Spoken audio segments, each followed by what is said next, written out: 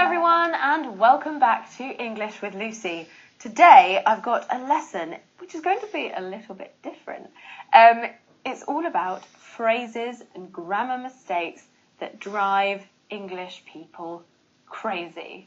And they're normally mistakes made by native speakers. But I thought it'd be really interesting for you guys to see these mistakes and to hear about them so that you can identify when these mistakes are made. And also, I get a lot of comments saying, oh, but I heard my English teacher or my English friend say this the other day and you said it's wrong. We'll clear up any doubts. I mean, the language is always evolving. They are becoming part of the English language, but they're not necessarily traditionally correct. So let's talk about it today. For this one, and this one is massive, it really does annoy people. I did a video on apostrophes the other day. You can click up here to see it. And I was invited onto the radio to speak about it, and loads of people were phoning in saying they can't stand it when this mistake is made. It's saying of instead of have. So, if I use I would have, I should have, oh, I should have gone to the shops, oh, I would have eaten it but I was full. People mishear it when it's in a contraction form, should have, would have. They think we're saying should of and would of, which is incorrect. And so that's now becoming quite common. Oh, you should have. Oh, you would have. Oh, we could have. It's wrong, but it's so frequently used and it does annoy people. And yes, it is technically incorrect. So if you ever see people writing it or hear people saying it, you know that it's incorrect. They should have studied a little harder in school. Number 2, and this is to do with ordering in restaurants and ordering. I always think of coffee shops when I hear this one. It's something that's quite American that's come over to Britain, and the Brits don't seem to like it a lot. And it is when people say, instead of please may I have or please can I have, they say can I get or can I grab. Like, can I get a glass of water or can I get a coffee? It's just not very polite because we're missing out that all-important please. Please may I have is the most polite. Please can I have is acceptable. But can I get? It's like saying can I obtain? It's like, yes, you can. You physically can. But you're not really asking for it. So that annoys a lot of people. The next one, number 3, is something that I do a lot. I feel a lot of pressure not to do it now. It's starting sentences with so, and I do it all the time. And it's because it gives me a little bit of time to think before I say something. So I don't really know what to do about that one. Think more? I guess I could. So from now on, I'm going to think more before I speak. Number 4, I've mentioned this in my words that you mispronounce video. You can see it up here. It is when people pronounce the letter H as H. I totally get why they do it. My boyfriend does it all the time because the letter H makes a H sound, so it makes sense that it would be pronounced H, right? Wrong, unfortunately. It should just be H.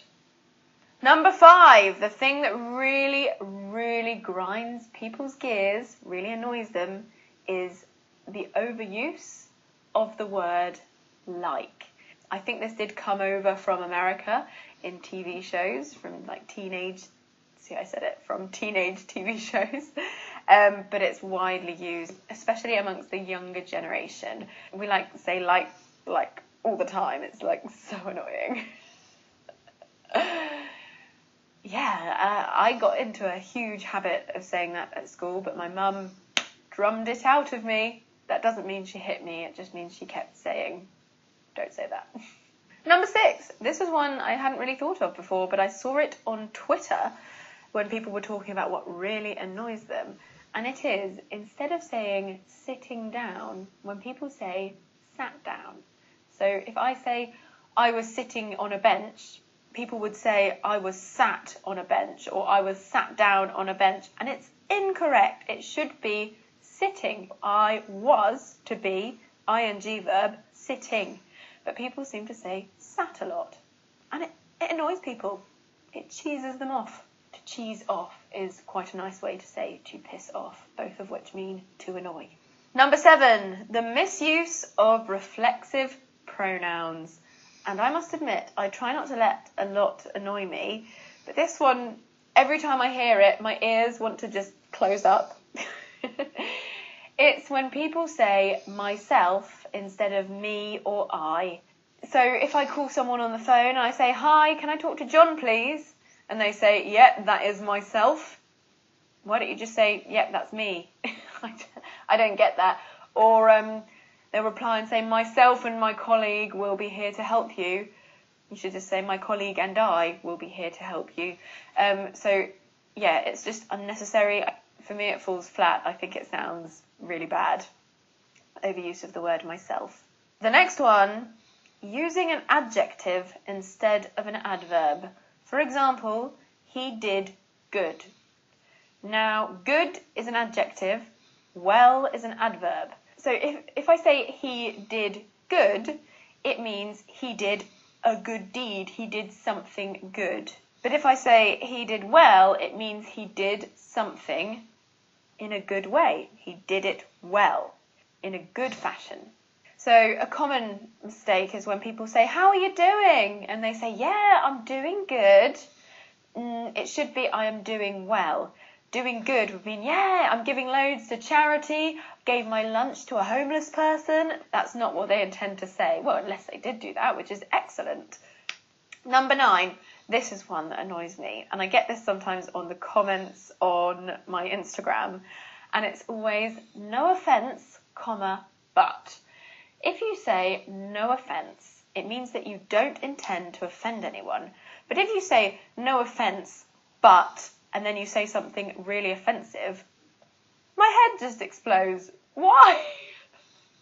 No offence, but you look terrible in that dress.